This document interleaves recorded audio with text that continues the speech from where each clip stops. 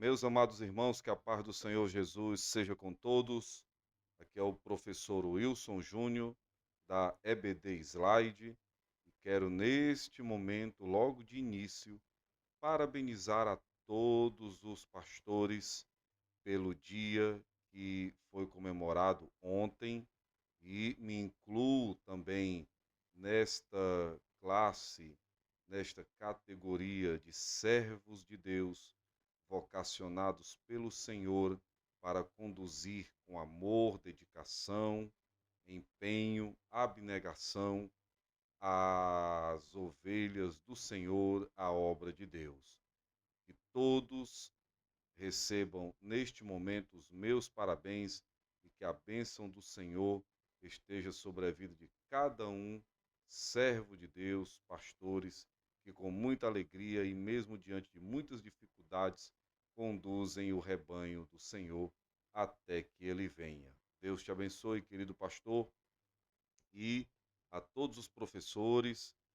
Deus abençoe a cada um em nome de Jesus. Estamos caminhando já para o final de mais um trimestre e logo iniciaremos o terceiro trimestre deste ano de 2024 em nome de Jesus. E claro, você não pode deixar de adquirir o material da EBD Slide, produzido com muito carinho e dedicação pelo professor Azeniel, onde ele coloca nestes slides décadas de experiência no ensino da palavra de Deus. Então, contribua com o nosso ministério adquirindo este material que tornará a tua aula mais interativa, mais intuitiva, mais dinâmica e não só adquirindo material, mas também curtindo os nossos perfis nas redes sociais, no YouTube. Em nome de Jesus, dê aquela forcinha para o nosso trabalho e o principal, ore por nós, para que o Senhor nos ajude, continue nos dando graça, sabedoria, força, para continuarmos esta jornada em nome de Jesus. Meus queridos, vamos agora iniciar a lição de número 11, que será estudada no dia 16 de junho de 2024 e que tem como título da lição A Realidade Bíblica do Inferno.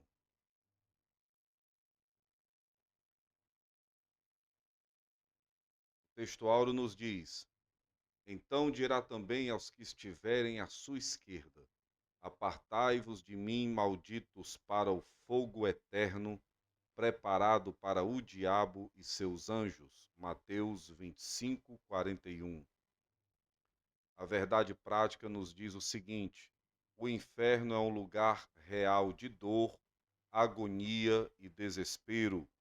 Sua realidade é um alerta para nós ao longo de nossa jornada. A leitura bíblica em classe, meus amados, está em Mateus capítulo 25, versículos 41 ao 46, e aí você faz aquela leitura dinâmica com toda a sua classe, pedindo para que eles leiam os versículos juntamente com você em uma leitura alternada, tá certo? Então faça isso e desenvolva essa desinibição dos alunos ao falar em público.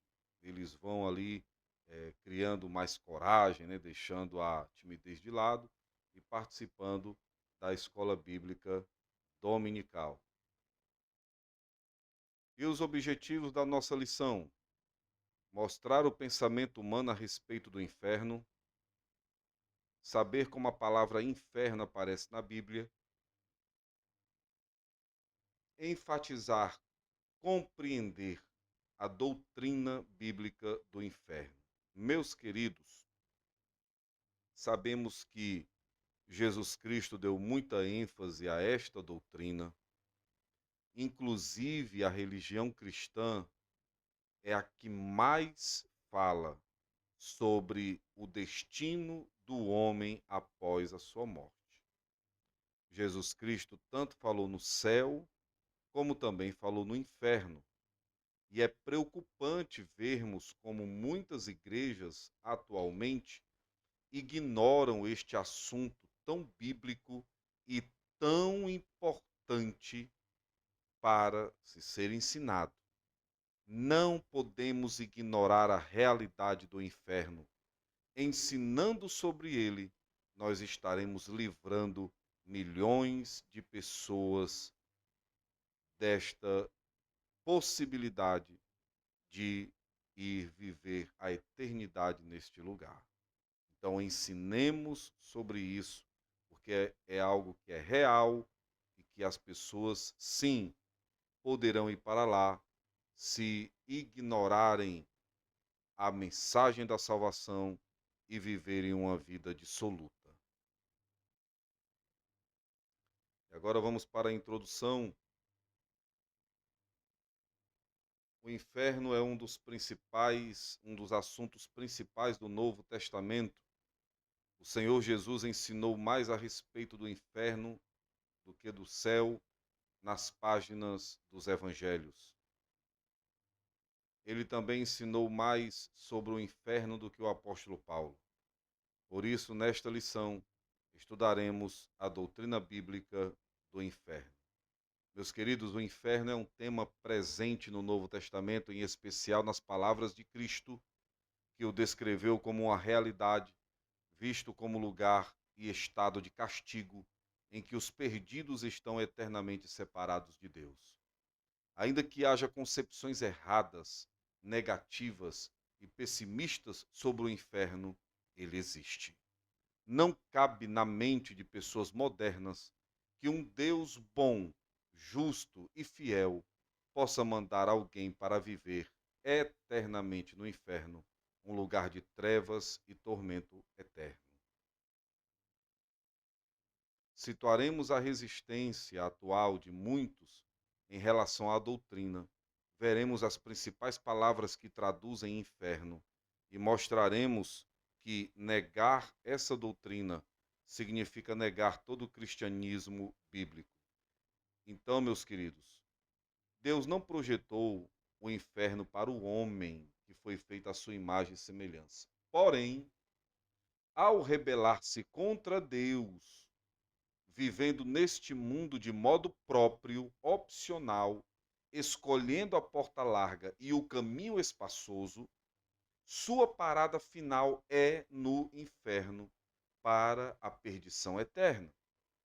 Crer no céu ou no inferno é algo que só pode ser aceito por aquele que tem fé, que crê no que a Bíblia diz e que realmente seja espiritual, pois sua existência não pode ser provada de modo empírico, de maneira que, por mais que haja tradições judaicas sobre o assunto, as concepções de muitas religiões e a negação de sua existência como lugar real por parte de homens modernos, nós cremos no que a Bíblia diz sobre o inferno.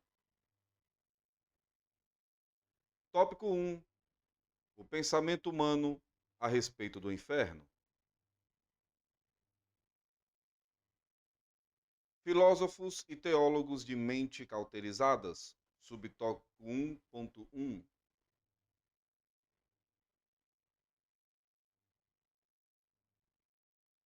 Os que vivem na incredulidade, dominados pelos poderes das trevas neste mundo, negam prontamente a realidade do inferno. Você já deve ter em algum momento esbarrado com alguém que, que pronuncia a seguinte frase: mas o inferno é aqui. O céu e o inferno é aqui. É de acordo como a gente vive, de acordo com as nossas escolhas, mas não foi bem isso que Cristo nos ensinou, não foi bem isso que Cristo falou. O inferno é um lugar espiritual.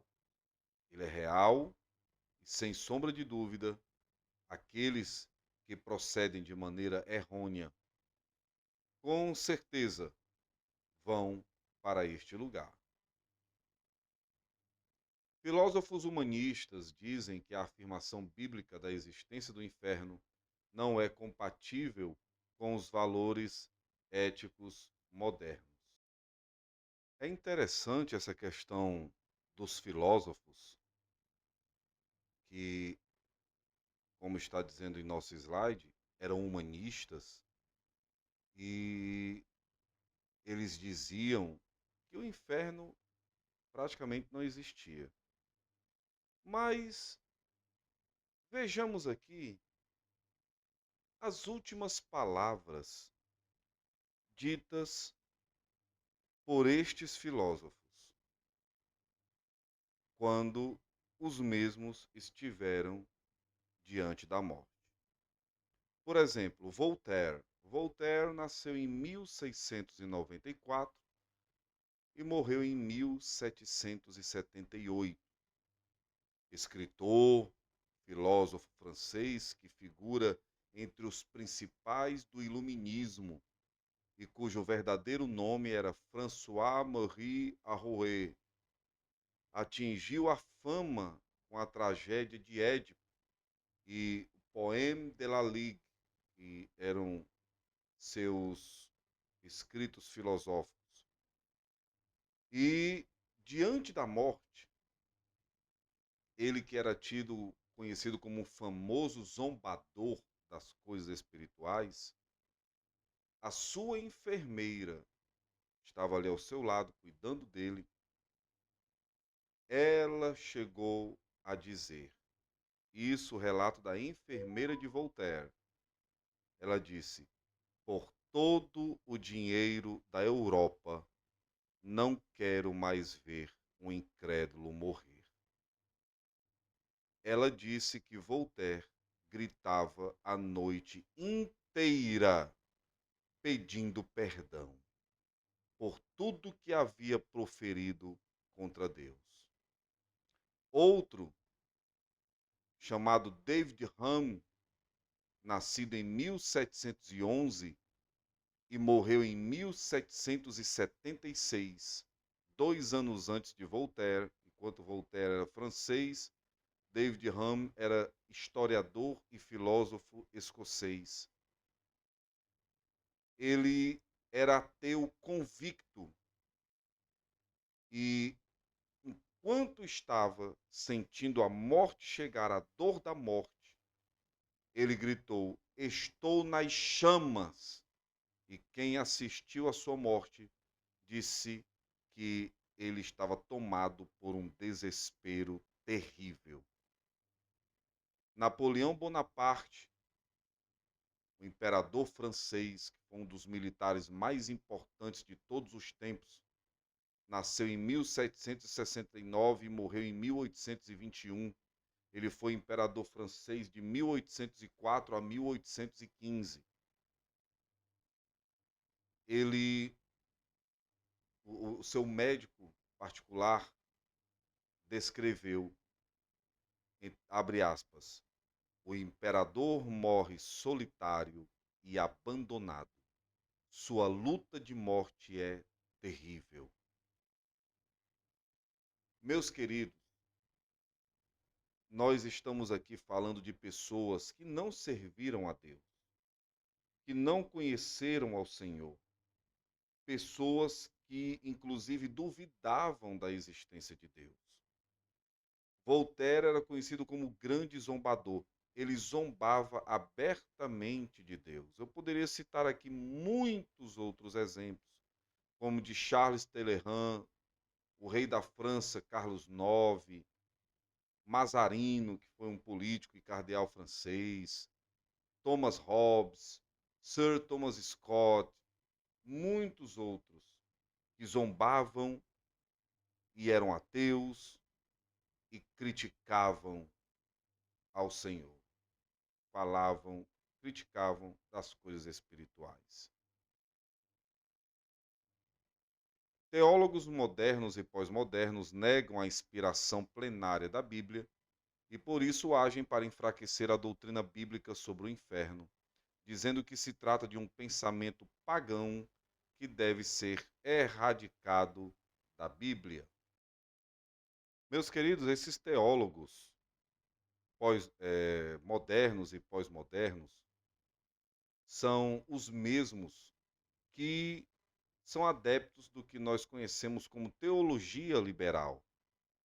E a teologia liberal, ela surgiu no final do século XVIII, quando o alemão Friedrich Schleiermacher passou a negar a autoridade, bem como a historicidade dos milagres de Jesus. Além de questionar tais aspectos, passou a defender uma posição soteriológica um tanto distante da ortodoxia cristã. Bastava a pessoa sentir comunhão com Deus e estaria salvo, mesmo não crendo nos evangelhos. Então, doravante, Cristo era oficialmente um mero exemplo de ser humano para os discípulos e simpatizantes da veia liberal, e não mais o redentor da humanidade.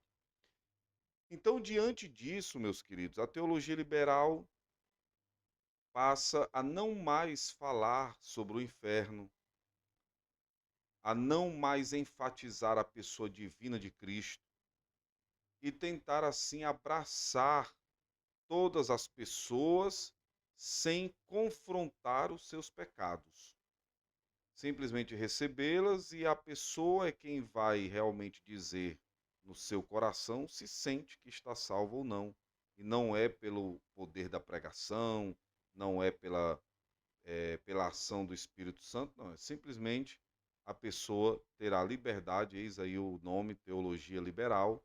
A pessoa tem liberdade para expressar e viver a sua fé de qualquer forma.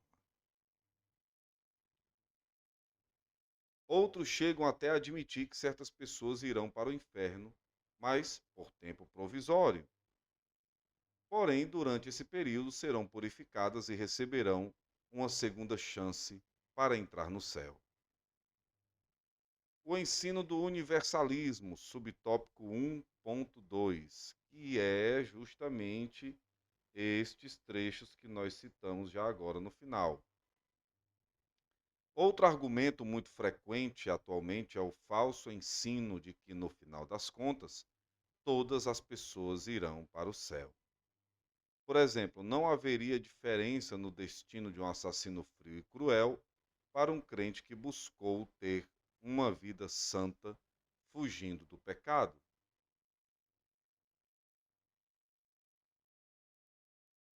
Meus queridos, esta crença, que existe inclusive entre os teólogos, entre muitos teólogos, de que no final das contas todos os homens serão reconciliados e salvos por Deus, não importando que tipo de vida desenvolveram nesta terra, é o universalismo. Os defensores do universalismo se firmam na palavra de Deus para garantir que no final todos serão salvos. Para isso, fazem uso das seguintes passagens bíblicas: Romanos 5:18, 1 Coríntios 15:22, Colossenses 1:20. Com a citação dessas passagens, eles afirmam que o Deus bondoso, justo e maravilhoso alcançará a todos com a sua graça divina, não importando como a pessoa viveu neste mundo, se como pecadora ou piedosa. No fim, o destino de todos será o mesmo. O ponto de vista apresentado pelos universalistas se choca grandemente com a Bíblia, que revela claramente que a punição eterna da parte de Deus para os que escolheram trilhar o caminho da porta larga e do caminho espaçoso, que resultará na perdição eterna. A ideia central do universalismo é a de que todos somos filhos de Deus e, como ele é um ser de amor, não pode condenar o ser humano a uma punição eterna. O alerta apostólico, subtópico 1.3. Esses falsos ensinos revelam a fraude que muitos intelectuais cristãos cometeram a respeito do cristianismo.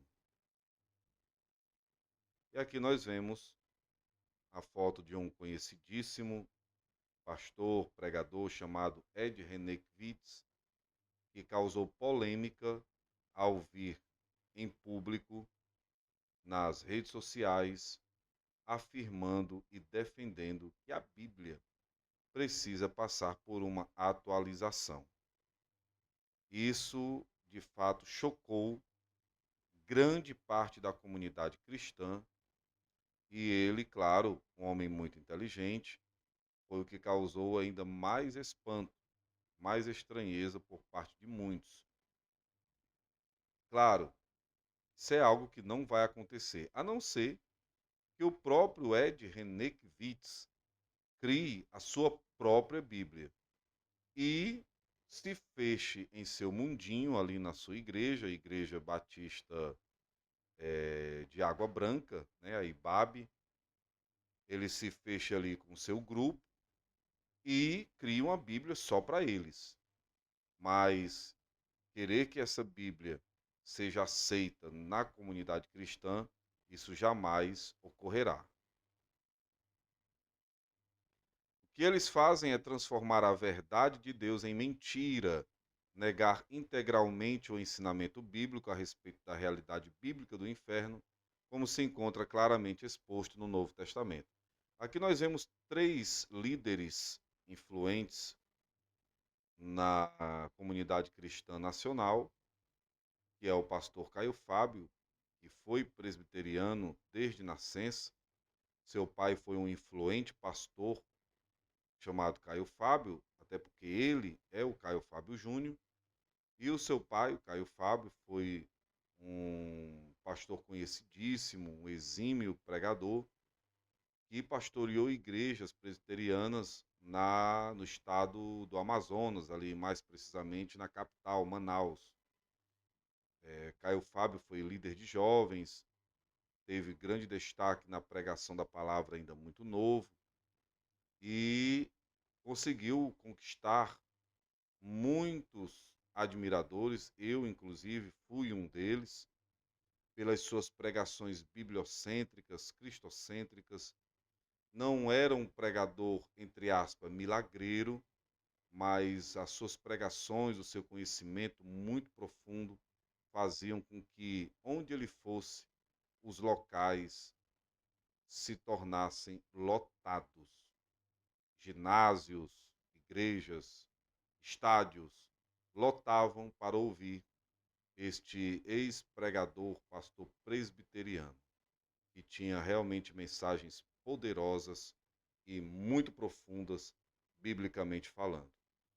Esta mulher do meio é a missionária, agora autodenominada pastora Lana Holder, que tinha um testemunho belíssimo e que pregava em muitas igrejas pentecostais, ela que era da Assembleia de Deus, alcançou fama, sucesso pelo seu testemunho, contraiu matrimônio, teve filho, mas deixou o pecado falar mais alto, traiu o esposo com outra mulher, a pastora Rosana Rocha, que servia nos Estados Unidos, mais precisamente em Boston, e em uma das visitas de Lana Holder à cidade americana de Boston, elas tiveram um relacionamento e as duas, inclusive, eram casadas e separaram-se dos maridos, passaram alguns anos distantes, elas se separaram e Lana Holder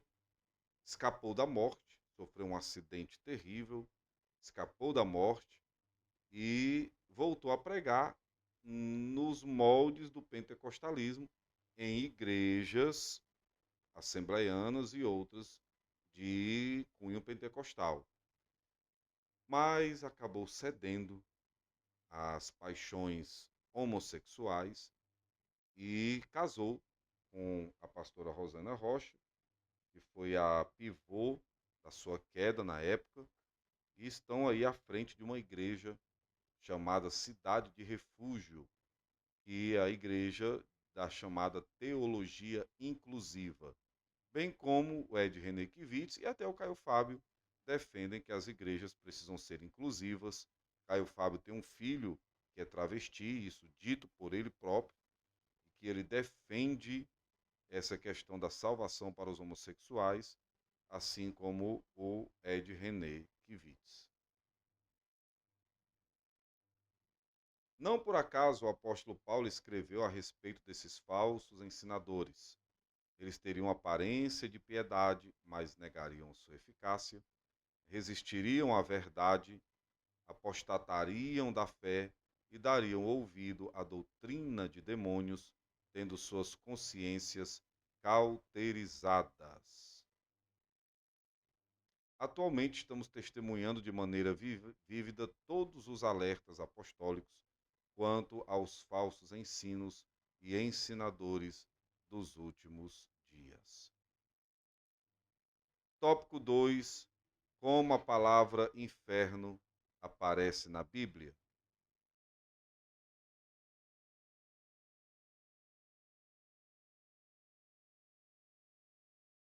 No Antigo Testamento, subtópico 2.1. A primeira palavra a ser destacada no Antigo Testamento é Sheol, mundo inferior dos mortos, sepultura, inferno, cova. Ela traz a ideia do Antigo Testamento para morada dos mortos, lugar que não tem retorno. Essa palavra aparece 65 vezes no Antigo Testamento. Sepultura, lugar para onde os mortos iam. Os fiéis seriam resgatados desse lugar. Os ímpios não seriam resgatados de lá.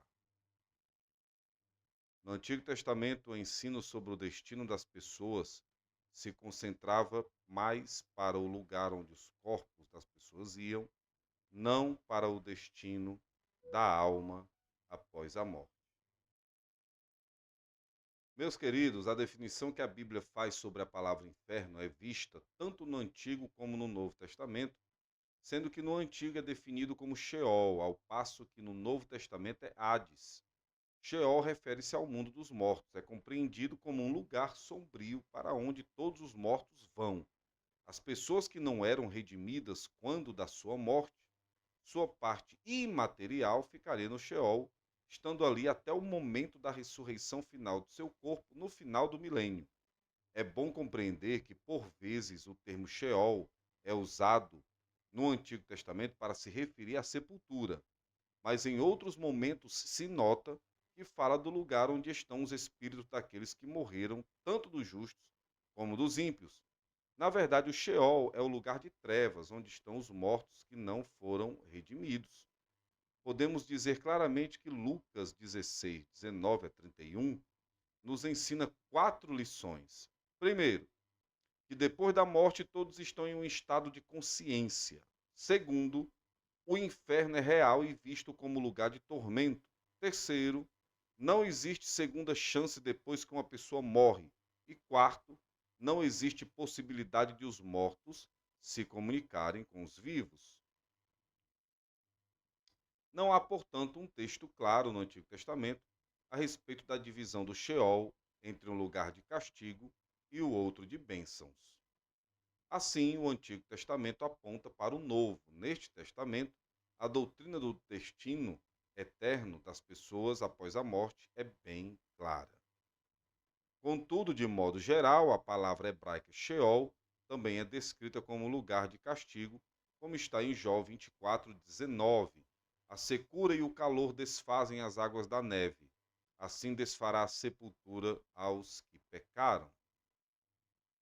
No Novo Testamento, subtópico 2.2. 3 palavras gregas que aparecem no Novo Testamento foram traduzidas pela palavra inferno. Hades, que traduz a hebraica Sheol. Tártaro, lugar de punição para os anjos caídos. E o Geena, local onde se lançavam os cadáveres de pessoas que eram consideradas indignas. A palavra Hades significa lugar de castigo. Também pode se referir ao estado de morte que o ser humano experimentará no fim da vida, como está em Apocalipse 1:18, que diz o seguinte: E o que vive, fui morto, mas eis aqui estou vivo para todo sempre. Amém. E tenho as chaves da morte e do inferno. Meus amados, compreendemos que, pelas definições da Bíblia, o inferno, em ambos os termos, é visto como um lugar de punição para aqueles que rejeitaram a Deus e a sua palavra, que viveram nas piores práticas pecaminosas. As punições para aqueles que se entregaram ao pecado e rejeitaram a Deus são descritas nas páginas do Novo Testamento. Em Mateus 25, 41, os que se aliaram ao grupo de Satanás com seus anjos rebeldes serão sentenciados para longe de Deus. Todos quantos não foram encontrados no livro da vida serão lançados no lago de fogo. A passagem de Lucas 16, 23 mostra como é a vida no inferno daqueles que rejeitaram a Deus. O profeta Isaías fala do tormento dos pecadores e do tremor que se apoderará dos ímpios sobre o fogo devorador. A palavra tártaro traz a ideia de um abismo mais profundo que a sepultura, a habitação dos ímpios mortos, em que eles sofrem punição pelas suas obras más. Os anjos caídos estão presos neste lugar, como está em 2 Pedro 2,4, que diz assim: Porque se Deus não perdoa aos anjos que pecaram, mas havendo-os lançado no inferno, os entregou às cadeias da escuridão, ficando reservados para o juízo. A palavra Geena, que aparece 12 vezes no Novo Testamento, significa castigo eterno. É uma palavra que deriva de termos hebraicos atrelados ao Vale de Inom, ao lado sul e leste de Jerusalém. Nesse lugar, os adoradores de Moloque sacrificavam bebês pelo fogo, segundo Reis 16:3. Não por acaso o profeta Jeremias se referiu ao Vale de Inom como de julgamento. Segundo Reis 16:3 diz: Porque andou no caminho dos reis de Israel, e até seu filho fez passar pelo fogo, segundo as abominações dos gentios, que o Senhor lançara fora diante dos filhos de Israel. Meus queridos, é fato que, teologicamente, o inferno é descrito como sendo um lugar de punição eterna. Todos aqueles que optaram por viver neste mundo de modo rebelde, fazendo descaso da palavra de Deus e da obra de Cristo, terão como seu destino final o inferno, pois tudo que foi oferecido da parte do Pai Celestial foi rejeitado e, por isso, sofrerão o castigo eterno e a ira de Deus. Por causa de seus pecados e rejeição do plano da salvação em Cristo, o homem viverá no inferno separado de Deus eternamente. No inferno, agora o homem, pecador, estará separado de Deus eternamente, não podendo jamais desfrutar do seu amor, de sua graça e de sua presença maravilhosa, pois teve todo o tempo para isso, mas não fez caso do que lhe foi facultado por Deus. Ainda podemos dizer que, no aspecto teológico, o inferno é definido como consequência das escolhas erradas que os homens fizeram, como bem pontuado por Jesus. Escolheram andar pelo caminho espaçoso e a porta larga, cujo fim é a perdição. A punição divina não é porque Deus quer ou deseja, mas resulta da escolha errada do homem. No tempo do Novo Testamento, era um lugar em que se queimava o lixo da cidade. Essa palavra recebeu todo o simbolismo de castigo eterno, fogo eterno e julgamento final, que faz jus ao termo inferno. Mateus 23:33 diz: Serpentes, raças de víboras, como escapareis da condenação do inferno? Tópico 3: a doutrina bíblica do inferno.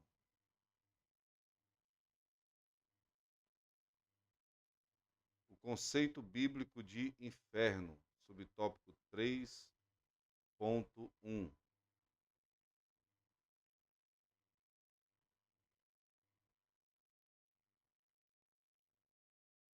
Meus amados, onde a Bíblia ensina sobre o inferno? Há passagens bíblicas abundantes quanto ao assunto envolvendo o inferno. No Novo Testamento, em Mateus 25, 41 a 46, o assunto é sobre julgamento e inferno. Já em 2 Tessalonicenses 1:9, Paulo está mostrando que sofrerão penalidades todos aqueles que rejeitaram a Deus, de modo que tais penalidades serão vistas nas palavras Sheol, Hades e Geena, Tártaro. já fizemos a explicação das 3 primeiras palavras. Porém, em se tratando de Tártaro, que aparece em 2 Pedro 2,4, o abismo mais profundo do inferno, pode ser entendido de duas maneiras. Nome da região subterrânea, sombria e escura, considerada pelos antigos gregos como a habitação dos ímpios mortos, onde sofrem punição pelas suas más obras. 2. Corresponde ao Geena dos judeus, lançar ao Tártaro, manter cativo no Tártaro. Assim, toda a Bíblia ensina sobre o destino final dos santos e dos ímpios, está claramente explícito. Como nós vamos ler aqui no nosso slide, à luz de Mateus 25:41, o inferno é um lugar real. O Deus justo e bom jamais faria um lugar como esse para o ser humano criado à sua imagem e semelhança, mas sim para o diabo e seus anjos que se rebelaram contra ele, como está em 2 Pedro 2,4, que diz o seguinte: porque se Deus não perdoa aos anjos que pecaram, mas havendo-os lançado no inferno, os entregou às cadeias da escuridão, ficando reservados para o juízo. Entretanto, quando o ser humano despreza a Deus e a sua palavra, colocando-se sob o governo do Deus deste século, o diabo, será também sentenciado e destinado ao mesmo lugar que Satanás e seus demônios foram. 2 Coríntios 4,4 diz: nos quais Deus deste século cegou os entendimentos dos incrédulos, para que não lhes resplandeça a luz do evangelho da glória de Cristo, que é a imagem de Deus. O que ensina a doutrina? Subtópico 3.2. A realidade do inferno é um ensino integralmente bíblico. Mateus 10:28 falará algo a respeito. Descrito como um lugar de tristeza, vergonha, dor e extrema agonia, e diz assim a palavra do Senhor: e não temais os que matam o corpo, e não podem matar a alma. Temei antes aquele que pode fazer perecer no inferno a alma e o corpo. Isso porque o ser humano irá para o inferno de maneira integral, corpo e alma. Meus amados, o castigo eterno é definido na Bíblia como o ato de lançar no inferno os pecadores contumazes que se opuseram a Deus e a Cristo, não fazendo caso da sua palavra e rejeitando a oportunidade de salvação ofertada na cruz do Calvário pelo sacrifício de Jesus como o Cordeiro de Deus. O lançamento dos incrédulos no lago de fogo, como castigo eterno, acontecerá depois do julgamento do trono branco, e no inferno estarão para sempre separados de Deus em tormento. Assim, de acordo com o vasto ensino do Novo Testamento, todas as pessoas que desprezam Jesus como Senhor e Salvador de suas vidas passarão a eternidade totalmente separadas de Deus, na presença do diabo e seus demônios, como está em Mateus 25:41, que diz: então dirá também aos que estiverem à sua esquerda: apartai-vos de mim, malditos, para o fogo eterno, preparado para o diabo e os seus anjos. O castigo será eterno, subtópico 3.3. Diversas passagens do Novo Testamento denotam a realidade do inferno como lugar de castigo eterno. Fogo inextinguível, fornalha acesa, trevas, fogo eterno, lago de fogo.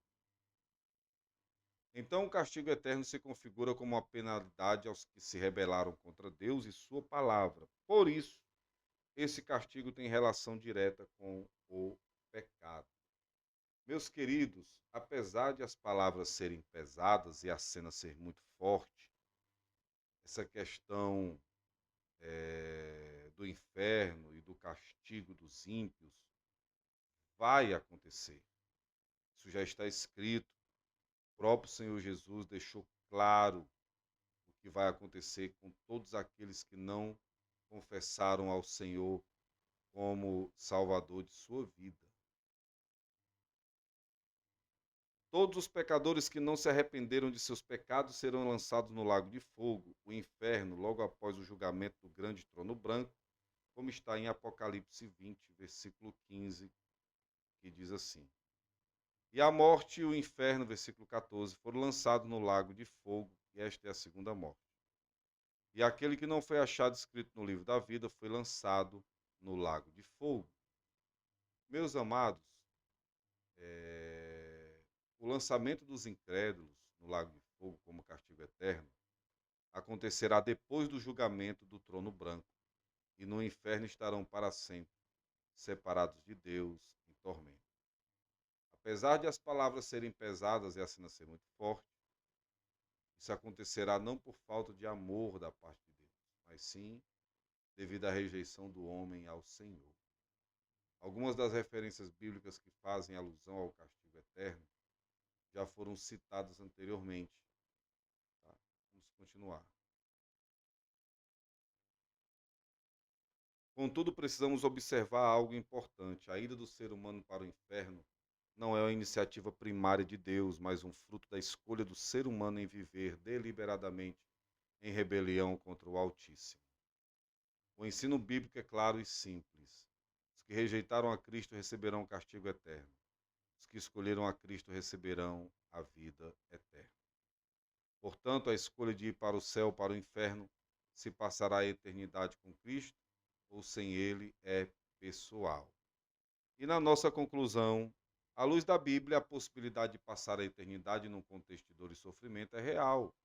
Por isso, essa realidade deve valorizar mais a tão grande salvação que Deus providenciou para as nossas vidas, e por isso devemos estar firmados em Jesus durante a nossa jornada de fé, pois sem Cristo o ser humano passará a eternidade longe de Deus.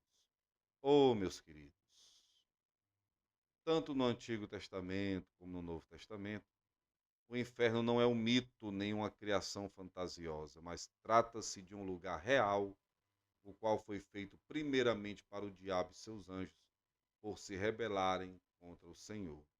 Deus não manda ninguém para o inferno, porém, todos quantos rejeitam o plano da salvação revelado em Cristo, viverão a eternidade totalmente separados dele. Busquemos trilhar o caminho da porta estreita e do caminho apertado, e assim teremos uma eternidade perfeita com Deus. Meus queridos, Deus abençoe grandemente a sua vida e vamos a cada dia nos santificar, entregar a nossa vida a Jesus a cada dia e pregar o Evangelho para resgatarmos vidas que estão presas nas amarras do diabo, que estão presas no inferno, e seremos instrumentos de Deus para resgatar estas vidas, assim como um dia nós fomos resgatados. Amém? Que Deus abençoe, meus amados, em nome de Jesus, e até uma próxima aula, permitindo o Senhor. Amém.